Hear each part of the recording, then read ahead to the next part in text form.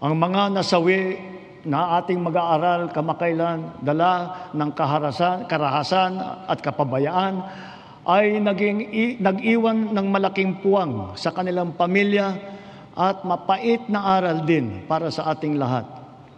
Sa mga magulang at kaanak ng mga nasawit at nasaktan dahil sa nangyaring karahasan sa mga paaralan, tanggapin po ninyo ang aming taimtim na pakikiramay. To the parents of Chris Lawrence Fabian, Joyancy Separa, and Ayesa Nicole Dazo, we are all so very proud of the unflinching bravery and heroic virtue that you have instilled in your children. They are an inspiration to us all. Their courage and their selflessness, true Filipino qualities, are the virtues that these trying times call for.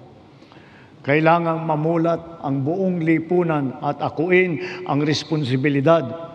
Pag-ibayuhin natin ang ating paggabay at pag-aruga sa ating mga kabataan.